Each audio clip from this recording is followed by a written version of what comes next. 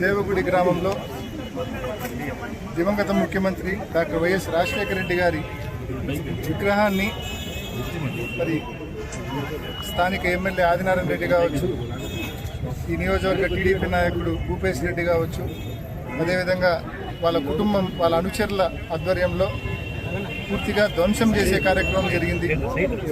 దీని పట్ల రాజశేఖర రెడ్డి గారిని ప్రేమించే లక్షలాది మంది రాజశేఖర రెడ్డి గారిని ప్రేమించే వాళ్ళందరూ కూడా దీని పట్ల బాధ వ్యక్తం చేస్తూ ఉన్నారు. మరి మనోభావాలు దెబ్బతిన్నాయి. వారందరి తరపున ఇవాళ నేను, నాతో పాటు మా రామ్ సుబ్బారెడ్డి అన్న, ఈ నియోజకవర్గ వైసీపీ ఇన్ఛార్జ్ మరియు ఎమ్మెల్సీ, అదేవిధంగా మా ఎమ్మెల్యే సుధమ్మ గారు, అదేవిధంగా మా రాచమల్లి శివప్రసాద్ రెడ్డి గారు, మాజీ డిప్యూటీ సీఎం అంజద్ బాషా గారు, అందరం కూడా వచ్చి ఈ నియోజకవర్గంలోని కార్యకర్తలు, నాయకులు అందరితో పాటు పోలీస్ స్టేషన్ వరకు ర్యాలీగా వచ్చి పోలీస్ స్టేషన్లో ఇవాళ కంప్లైంట్ ఇవ్వడం జరిగింది.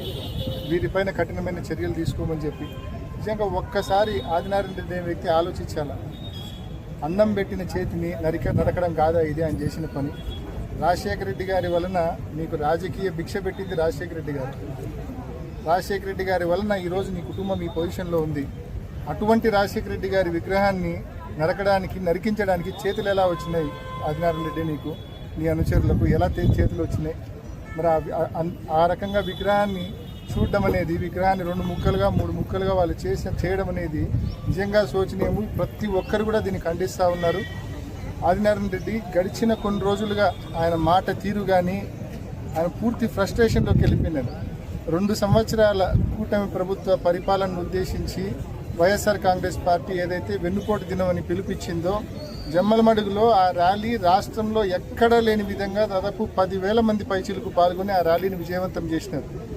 సో ఆదినారాయణ రెడ్డిలో ఒక తెలియని ఫ్రస్ట్రేషన్ మొదలైంది. 2 రోజులకే ఆయన ఒక కార్యక్రమాన్ని పిలిపించినారు. ఆయన కావచ్చు, ఆయన భూపేశ్ రెడ్డి కావచ్చు. ఆ కార్యక్రమం కూడా పూర్తిగా ఫ్లాప్ అయిన పరిస్థితి మనం చూసినాం. సో వైసీపీ కార్యక్రమం జస్ట్ పిలిపిస్తే ఇంత భారీ ఎత్తున విజయవంతం కావడం ఏంది, అదే అధికార పార్టీగా మేము పిలిపిస్తే ఈ కార్యక్రమం ఫెయిల్ కావడం ఏంది అనేది ఆయన జీర్ణించుకోలేని పరిస్థితిలోకి వెళ్ళిపోయింది. ఆ తర్వాత